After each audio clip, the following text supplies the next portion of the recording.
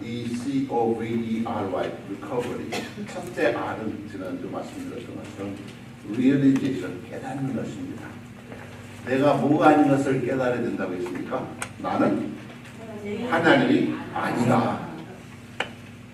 하나님이 아닌데 하나님처럼 생각하고 행동했어요. 내 이미지를 바꾸려고 시작하고 내 배우자를, 자녀를 통제하려고 하고 남을 통제하려고 합니다. 내 고통을 어떻게 하든지 통제하려고 합니다. 결국 내 실패까지라도 통제하려고 되지 않습니다. 왜 내가 교회를 오래 다니는데도 변함이 없고 행복하지 않는가? 그것은 우리가 하나님 앞에서 진실되게 행동하지 못했다. 그래서 지난주에는 기도할 때 거룩한 기도가 아니라 저주의 기도를 드려도 된다. 되는가? 그런데 해도 돼야 안 돼요? 돼요. 상한 마음을 마음껏 토해놓으세요. 그게 기도입니다. 그러나 결론은 결국 그런 나를 구원하셨구나. 감사와 찬송으로 마감할 수 있어야 합니다. 자, 그래서 두 번째 원리는 RE에서 realization, 그리고 E는 오늘 설교 제목처럼 earnestly believe. 정말 참되게 예수를 믿자. 하나님을요, 사람들은 다 알아요. 불신자도 알고요, 무신론자도 알고요, 심지어는 모슬렘들도 하나님을 알아요. 공자님을 믿는 사람도 알고, 불교들도 알아요. 그래서 누구를 몰라요? 예수님을 몰라요.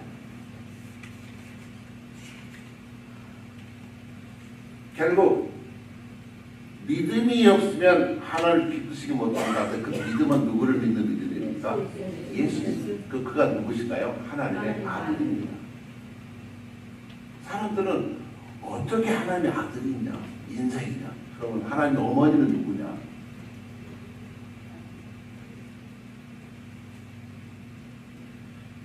결국 우리를 구원하시기 위해서 하나님이 아들을 보내실 수밖에 없고 그 아들을 십자가에 못 박일 수밖에 없는, 그게 바로 하나님의 인격이고 하나님의 성품입니다. 자, 하나님을 기쁘시게 하고 싶으세요? 비결이 뭐라고 했어요? 믿음인데 단순한 믿음이 아니라 예수님은 하나님의 아들이심을 믿는 것입니다. 그분이 하늘로부터 오신 하나님이십니다. 나를 위해서 독생자를 보내셨구나. 이것으로부터 참된 내 자아를 찾고 인간성을 회복할 수 있는 시작점이 됩니다. 그래서 AA, 알코올 어나너머스, 금주협회에서 모든 12스텝이 성경을 근거로 해서 만들어졌다. 자, 그러면 우리 인생은 예수를 믿기 전, before Christ와 예수를 믿은 후, AD라고 하는데, Anno Domini, in the era of grace, 하나님의 은혜 시대. 그래서 우리가 2024년을 사는 것도 예수님이 탄생한 기점을 해서 세상의 역사를 2024년 되었다. 우리 각자도 내 예수 믿기 전의 삶과 믿음 후의 삶이 달라져야 될까요? 똑같아야 될까요? 이게 똑같이가 문제라는 거예요. 그거는 내가 진실로 아직도 예수님을 믿지 못하고 있구나. 정말 헛되이 믿지 맙시다. 상처와 부족함이 많은 우리가 하나님처럼 말하고 행동하고 그렇게 뻔뻔하게 살아왔지만 하나님은 우리의 중심을 보십니다. 우리를 회복시킬 수 있는 것은 오직 예수님 뿐입니다. 근데 그분이 누구이신가? 골로새 1장 15절은 그는 보이지 아니하는 하나님의 형상이시다. 하나님은 눈으로 볼 수도 없는데 그분이 머물고 오셨기 때문에 우리가 하나님을 알 수 있는데 예수님의 삶을 보면 바로 하나님이 이런 분이시구나 알 수 있다는 것입니다. 세 가지를 말씀드립니다. 첫째, 예수님 안에서 하나님은 내 모든 상황을 아신다고 봅니다. 아신다는 것입니다. 여러분의 못된 습관을 알고 계세요. 상처와 심리적 장애를 알고 계십니다. 육신으로 탄생하셨고 육신의 몸을 입으셨기 때문에 인간이 당하는 모든 고난과 쓴맛과 배신과 육체적 고통도 알고 계십니다. 죽음의 고통도 알고 계십니다. 어찌하면 엘리 라마 사박단이 My God, my God, why forsake me? 나의 하나님 왜 나를 버리시나이까? 하나님께 배신당하는 것, 하나님께 버림받는 고통이 얼마나 무서운 것인지 독생자로 어떻게 하나님의 아들이 저렇게 비참하게 죽을 수 있습니까? 바로 그 모습은 나의 죄를 감당하셨던 우리의 모습을 그대로 보여주신 것입니다. 여러분의 가정이 얼마나 힘든지, 내 결혼생활이 얼마나 지옥 같은지, 내 경제상이 얼마나 지금 복잡한지 여러분의 우울증과 스트레스와 외로움과 질병과 통증을 아신다는 것입니다. 부모도 몰라요. 자식도 모릅니다. 누구도 모르지만 하나님은 예수 그리스도 안에서 아신다는 것입니다. 자식이 부모를 안 대고요. 여러분 자식이 여러분 어금니가 몇 개 남았는지 아시는 자식이 있을까요? 없어요. 그러니까 임플란트 하면 좋겠는데 그러고 뭐라 그러세요? 소금으로 양치질 하세요. 제가 그랬잖아요. 소금으로 양치질 하라고. 이런 망할 자식. 그래. 내가 질났다고 미역국 먹었나? 몰라요. 우리 어리석은 실수와 상처와 계약까지라도 원래 지었던 죄악까지라도 다 알고 계십니다. 아브라함이 아내를 유일하고 거짓말을 하나님이 보고 계셨을까요? 네. 그 한국 아내들이 자꾸 남편을 오빠 하는 게 다 성경에서 나온 거니까. 아브라함이 그랬잖아요. 아내가 오빠. 다윗이 바세바 가늠할 때 하나님 알고 계셨을까요? 남편 두 개 우리의 장군이 때는 죽였잖아요. 참 하나님 어떤 모습을 보셨을까? 그러면도 다윗을 사랑하셨습니다. 이해가 되세요? 예수님이 그친 거예요. 다윗을 위해서도 예수님을 보내셨습니다. 그래서 나의 모든 것을 예수만의 하나님은 알고 계신다. 두 번째는 그런 나를 불쌍히 여기신다. 긍휼히 여기신다. 왜냐하면 자식이 죄를 지면 아버지는 그래요. 호적에 파버려. 꼴도 보기 싫어. 나가. 어머니는 어떻게 해요? 아니에요. 아버지 몰래 용돈도 주고 안아주고. 왜? 긍휼히 여기신 하나님, 암탉이 병아를 품는 것처럼 그것은 하나님의 부성이 아니라 모성입니다. 하나님은요 언제나 우리를 가면 안아주세요. 어떻게 하시는가? 시편 103편 13절 14절 이렇게 말씀합니다. 아버지가 자식을 긍휼히 여긴 같이 여호와께서는 자기를 경외하는 자를 긍휼히 여기시나니. 자, 우리 14절 화면 나오는데 같이 볼까요? 이는 저가 우리의 죄를 아시며 우리가 진토임을 기억하시니라. 진토니까 뭐 좀 강한데 먼지란 얘기입니다. 찌끄리란 얘기입니다. 하나님께서 우리를 불쌍히 긍휼히 여기시는 헤세드 하나님이 왜 그렇습니까? 우리가 먼지인 것을 아시기 때문에 그렇습니다. 다윗이 먼지라는 거예요. 우리가 잘나고 똑똑해서 자녀 삼은 게 아니라는 것입니다. 그러니까 하나님의 사랑은요 언컨디셔널, 무조건입니다. 무조건. 혹시 이런 노래 아시나요? 당신을 향한 하나님 사랑은 무조건이야. 태평양을 건너 태서양을 건너 인도양을 건너서라도 당신이 부르면 달려갈 거야. 무조건 달려갈 거야. 차라 차라 차라 차라 차차차. 밤새 여자 보고 있습니다. 복음적이야. 무조건 사랑해. 로마서 5장 8절을 말씀합니다. 우리가 아직 죄인 되었을 때에 그리스도께서 우리를 위하여 죽으심으로 하나님께서 우리에 대한 자기의 사랑을 확증하셨습니다. 우리가 열심히 헌신해서가 아니라 아직 죄인 되었을 때, 다윗이 간음하고 있을 때, 우리아를 모략을 보면서 살인하고 있을 때, 그래도 진정한 것을 아시고, 그러니까 타락할 게 없어요. 하나님이 이처럼 우리 모든 상을 알고 계시고, 두 번째는 불쌍히 계십니다. 뭔지입니까? 세 번째는 뭘까요? 그런 나를 치유하실 수 있다. 환경을 바꿔주실 수 있다.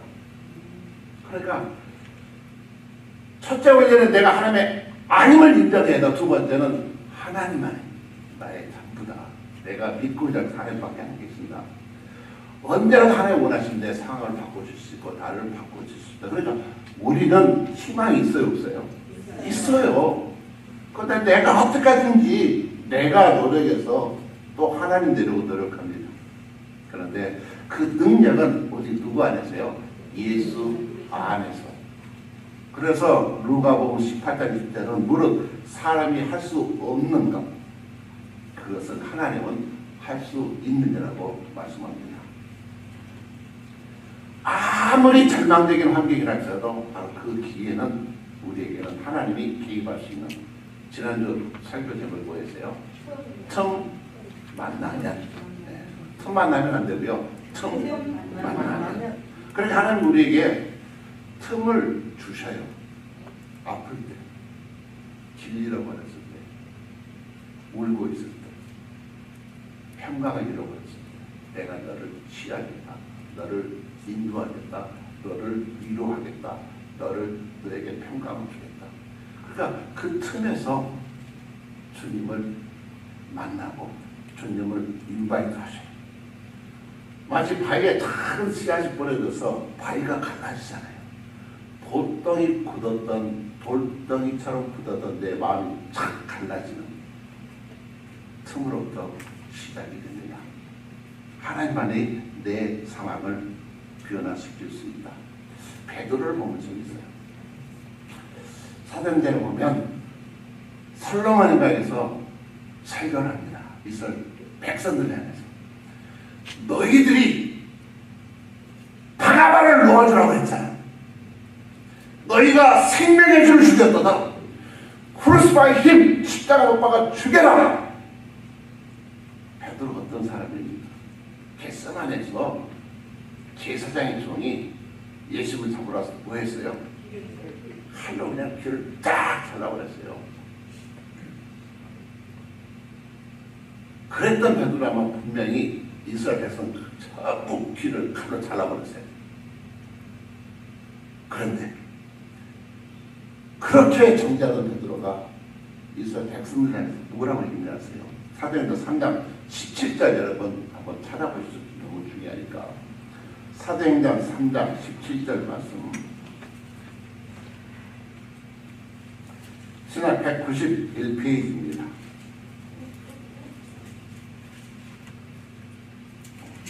사도행전 3장 17절 말씀. 자, 화면에 나오는데 같이 읽어볼까요? 형제들아, 너희가 알지 못하여서 너희를 가려도 베드로 뭐라고 그랬어요? 몰라서 그랬대요. 몰라서. 그러니까 우리가 이해하지 못하는 것은 상대방은 몰라서 그래요. 모르니, 예수가 누군지 모르니까 그렇게 십자가 못 박으러 했다는 것입니다. 그럼 베드로가 언제 회개했을까요? 요한복음 끝에 보면 베드로야, 내가 나를 사랑하냐 그랬더니 베드로가 주님 제가 사랑한 줄 아시잖아요. 어쩌면 이 부분이 회개하는 모습입니다. 주님은 아무 책망하지 않습니다. 나갈 놈. 남은 다 배신해도 배신하지 않겠다고 큰소리 쳤던 놈인데 제일 먼저 도망을 가요. 그리고 갈릴리 가서 좀 고개 붙여서 책망하지 않았어요. 그래, 알아. 너 뭔지야. 내 양을 쳐라. 목회자 그의 생명을 회복시켜 주십니다. 무조건입니다. 무조건입니다. 복음의 능력입니다. 나를 새롭게 하시는 복음의 능력을 보혈이 지나서 주님의 품에 안겼기 때문에 베드로가 엄청난 그 설교자 3,000명, 5,000명이 왜냐하면 복음의 능력, 보혈의 능력을 통과하지 않는 사람이 절대 변화되지 않습니다. 너희가 몰라서 그랬잖아. 나라도 그랬을 거야. 왜 오해를 해요? 이해가 안 되니까 오해하는 거거든요. 그렇잖아요. 5에서 3만 빼면 이해가 되는데 단지 먼지뿐임을 기억하면 다 이해가 되는데 5에서 3일째 3을 딱 빼버리면 이해가 돼요. 그래서 교회 성도들은요 이게 필요해요. 내가 새롭게 되었다, 성도가 되었다 이해할 수 있는 능력입니다. 도저히 이해할 수 없는 내 상황이라도 자식의 문제라도 남편이라도 이해할 수 있는 것. 어떤 목사님이 설교하시니까 어떤 성도님 앞에 앉아서 계속 졸고 있어요. 그래서 아니 도대체 30분 설교를 못 참아서 졸고 있느냐고 막 책망을 했어요. 예배의 목사님 제가 저는 죄송합니다. 저는 제가 항암치료 키모 받고 있는데 얼마나 병원에 있는데 예배가 그립고 예배가 사모하는데 그래도 정신내서 번다이간 같은 찬양들 너무 지났어요. 그런데 약 기운 때문에 정신을 차리려고 해도 계속 졸아서 너무 죄송해요. 목사님 어땠을 것 같아요? 정말 얼마나 미안했겠어요. 왜 그래요? 몰라서. 이분이 다른 눈을 이렇게 뜬 사람보다 얼마나 예배를 사모해서 왔으면 그 어려운 환경에서도 정말 사람을 부탁해서 예배당에 와서 초월하고 주님 품에 있는 게 보혈을 지나 예수 품에 있는 게 너무 좋았는데 근데 이 무자비한 목사님 무자비한 성도들은 참 뭐하러 교회 와 오지 말지 애들 떠다니는데 왜 부모는 가만히 있는 거야. 내가 다 보는 게 내 기준으로 생각을 하거든요.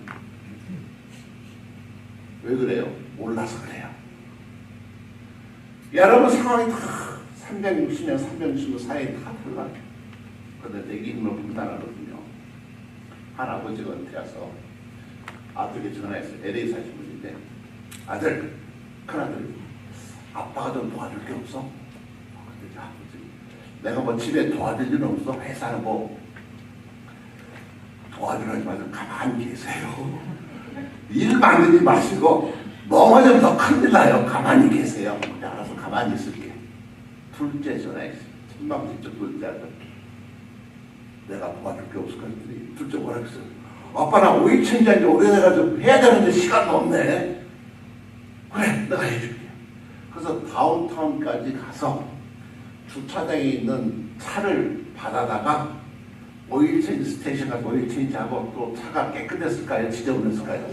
아 천방지축이 깨끗하게 이상하죠. 또 카워시 가서 카워시 해주고 좀 방향제도 있어야 될 것 같아서 방향제 해주고 아들에게 돈을 받았을까요? 아버지가 돈 냈을까요? 아버지가 돈 있잖아요. 땀을 빨빨 흘리면서 하여튼 차를 깨끗하게 해서 다운타운까지 갖다 주고 왔더니 아버지가 불행했을까요? 행복했을까요? 행복했다는 거예요. 왜? 둘째가 아버지를 믿고 아버지를 신뢰해서 일을 맡겨줬거든요. 근데 장남은 내가 알아서 하니까 아버지를 가만히 계속 일 만들지 마시고 어찌 보면 우리가 하나님께 그러고 있는 첫째 아들일지도 몰라요. This is my destiny. 얼마나 똑똑합니까? 내 인생의 문제.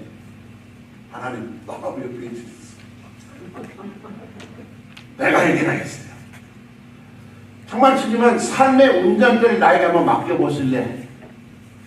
이 부탁을 하고 있는 거거든요. 근데 주님은요, 절대 인격적이세요. 무슨 말이에요? 함부로, 이머전시 아니면 함부로 여러분 영역 침범하지 않습니다. 여러분, 예언의사 있다고 해서 집회 가면 뭐 개인을 향해서 예언하는 거 있잖아요. 그러면 내 비밀을 알려지 못해가지고 불안하시죠? 큰일 났네. 근데 만약 비밀을 얘기한다 그러면요, 그건 악령이지 성령 아닙니다. 왜 그래요? 하나님은 인격적이세요. 남의 비밀 노출해서 부끄럽게 하거나 미안해 주거나 그건 전부 악한 영의 역사입니다. 불안해하지 마세요. 절대적으로 신뢰할 수 있다는 인격적인 하나님이세요. 하나님을 예수 안에서 만나게 되면 나를 얼마나 사랑하셨으면 독생자를 보내셨을까, 죽이셨을까, 그리고 부활하셨을까. 이제 다시 오신다. 나는 그래서 심으로 준비하고 있어야 되지 않겠습니까? 그래서 믿음으로 하나님께 맡겨드리면 하나님이 우리에게 선물을 주실까 안 주실까요? 어떤 선물 주실지 정말 디모데후서 1장 7절 이것도 중요하니까 찾아보셔야 됩니다.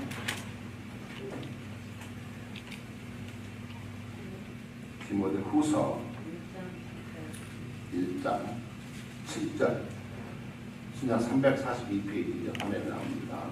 자, 같이 읽어보실까요? 하나님 우리에게 주신 것은 그냥 마음이 오직 능력과 사랑과 그러니까 하나님이 예수 그리스도 안에서 주시는 거예요. 첫째로 드리는 마음이 아닙니다. 첫째로 능력입니다. 두 번째로 사랑입니다. 세 번째는 근심, 절제하는 마음입니다. 자, 하나님의 능력을 받습니다. 하나님의 성령은 다이나마이트 같은 폭발력이 있습니다. 끊어버리지 못했던 나쁜 습관을 끊어버릴 수 있는 능력을 주십니다. 인간관계에 상처가 많아서 늘 만날 때마다 상처 주었던 그것을 바꿔주시는 능력을 주십니다. 주님을 찾는 자에게 상을 주신다. 어떤 상일까요? 회복의 상을 주세요. 구원의 상을 주십니다. 정말 하나님의 도우심으로 과감히 내 힘으로 끊을 수 없어 쓴뿌리를 과감히 끊어버릴 수 있도록 하나님이 도와주십니다. 그게 능력입니다. 두 번째는 무엇입니까? 사랑의 능력입니다. 사랑을 받는 게 쉬워요, 어려워요? 사랑받는 거 어려워요. 왜냐하면 누가 사랑을 주면 뭘 바라고 나는 어떤 때는요, 왜 이런 걸 주지? 부담스러워요. 차라리 안 받고 말지. 또 사랑 주는 게 쉬워요. 오해 받을까봐 사랑 주지 않습니다. 왜냐하면 그만큼 거짓된 사랑에 속아왔기 때문에 그래요. 그런데 참 예수님을 만나게 되면 사랑의 능력을 받아서 사랑을 줄 수도 있고 사랑을 받을 수도 있습니다. 그러니까 사랑을 줘도 싫어. 사랑도 주기 싫어. 차라리 오해받느니. 왜냐하면 예수를 참 만나면 늘 십자가 상처를 받아요. 그런 체험이 있어요. 그래서 사랑을 주지도 않으려고 하고 사랑을 받으려고 하지 않아요. 그게 우리의 모습이에요. 그런데 사랑은요, 두려워하지 않습니다. 배신해도 웃고 넘길 수 있어야 돼요. 왜? 예수 안에서 그렇습니다. 사랑의 능력을 받습니다. 어떤 목사님 계셨는데 바지에 주름이 탁 섰어요. 구두가 반짝반짝. 외적이 되면 내적은 어땠을 것 같아요? 성격이 칼 같습니다. 장로님 권사님 못하면 지적을 뺐을까요? 안 했을까요? 바로 지적들 들어갑니다. 왜 그따위로 믿음 생활 하냐면. 그런데 의외로 그렇게 얘기하면 사람들이 좋아할까 싫어할까요? 아니요, 좋아해요. 이렇게 답이 틀리지 한 말이 있어요. 지적질하면 좋아요. 의외로. 왜? 우리가 죄인이라고 해요. 아, 우리 목사님 카리스마 있어. 술에서 당도 물에 묻는 거 너 물로 터졌다고 그러고 지적질하면 좋아요. 그런데 이분이 어느 날 친척으로부터 오래전에 돌아가서 어머님 얘기를 들었어요. 근데 어머님이 술집에서 아이를 키웠대요. 얼마나 충격을 받았겠어요. 아니 50 넘어서 왜 주님은 그걸 비로소 아이를 하셨을까? 모르게 해서 그냥 그렇게 죽으셨는데 주님 앞에서 갑자기 회개를 했어요. 내가 너무 교만했구나. 강단에 섰는데 성도를 보니까 이런 생각이 들더래요. 나보다 더 못한 환경에서 자랐던 성도님이 계실까? 얼마나 많은 성도님들이 어머님을 술집에서 이렇게 하면서 힘들게 키웠을까? 생각하니까 자신이 그냥 사도관에서 제일 미천한 자 중에 미천한 자였는데 그렇게 지적질했다는 걸 생각하니까 전부 자기가 했던 얘기가 전부 자기에 돌아오는 거예요. 내가 들려야 될 얘기를 그렇게 성도들에게 내가 못된 일이 했구나. 부끄러웠어. 설교에도 그렇잖아요. 성실하십시오. 희생하십시오. 정직하십시오. 윤리적인 도덕적인 설교를 하지만 그게 사람 바뀌나요? 아니에요. 누가 지적질해주면 그래 바꾸겠습니다. 이러고 하지만 사람은 변하지 않습니다. 변호사 사실이 보혈의 능력, 보혈이 지나 예수를 품에 안기니까 내가 정말 진토 갖고 하려면 나의 모든 사정을 아시고 그것을 십자가에 죽으셨구나. 보혈의 능력을 깨닫고 나니까 목회가 완전히 180도 바뀌었습니다. 용서하지 못할 성도가 없었고 이해하지 못할 성도가 없었고 오직 사람을 새롭게 하신 것은 주님의 보혈밖에 없습니다. 베트남 전쟁 때 일입니다.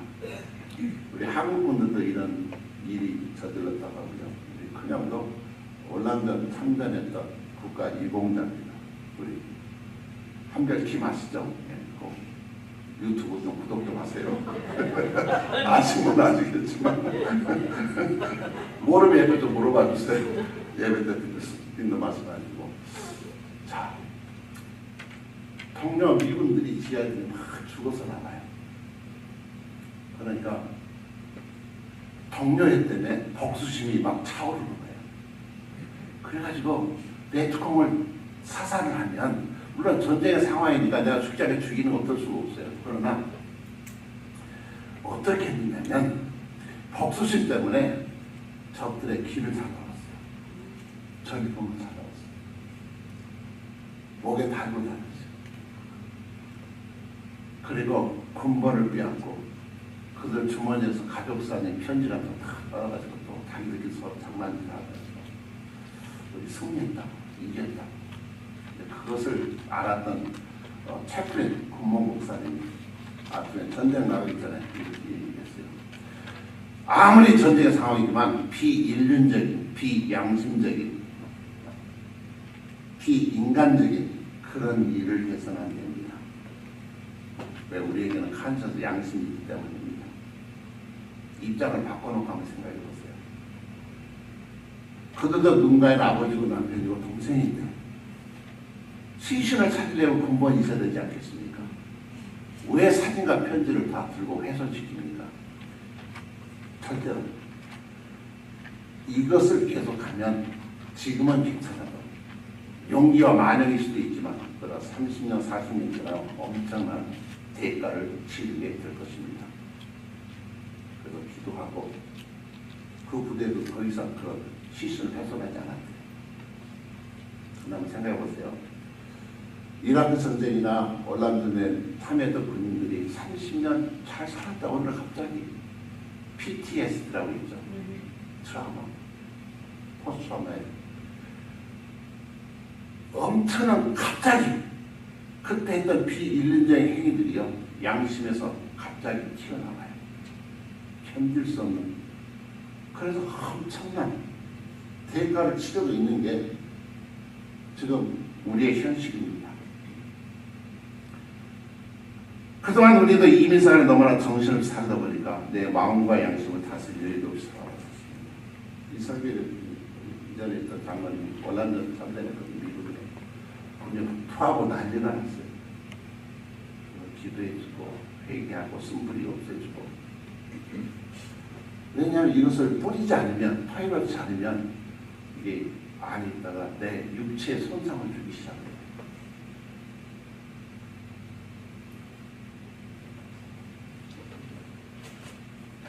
이게 뭔지 아세요? 휴먼 액트.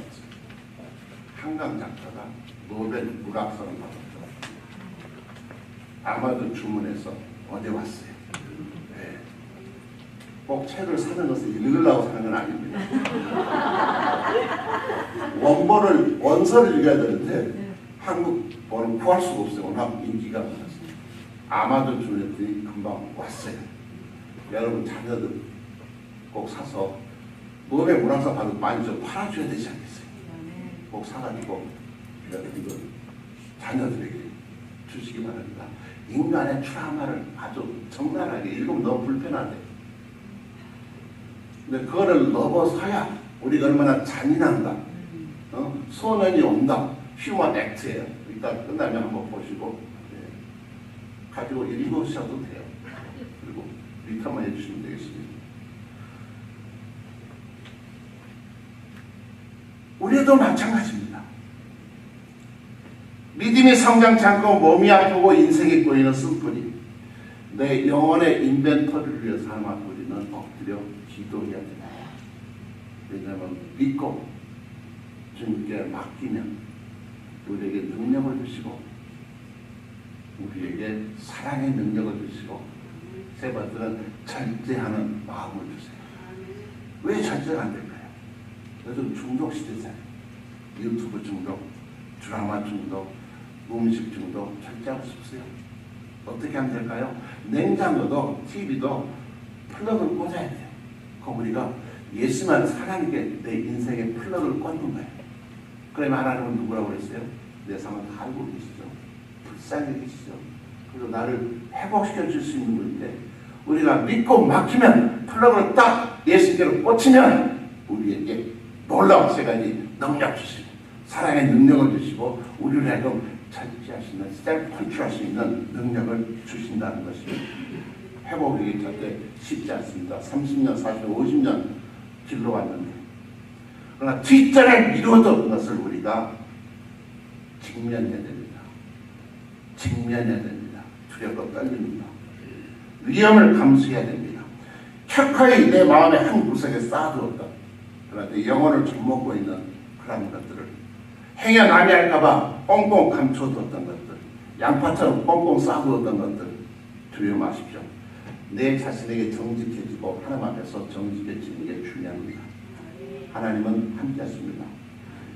예수를 잘 믿는 길은 보혈의 길로 통과하는 것입니다.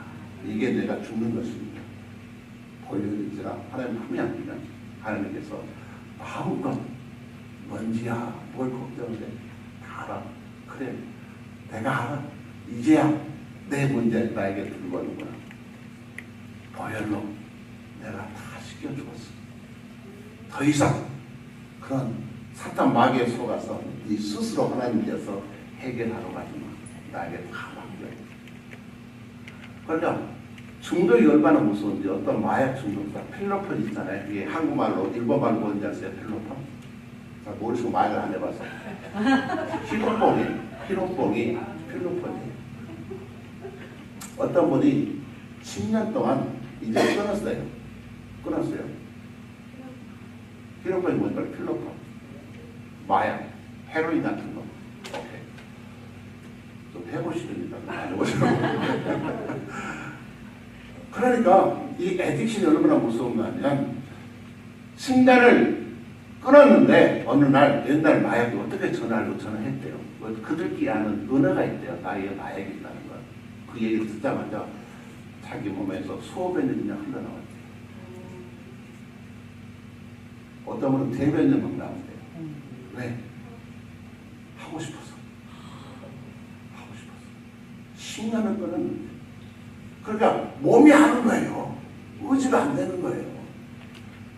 그렇게 그렇게 중독이 무서운 거예요. 그러니까 모든 중독이 마찬가지입니다.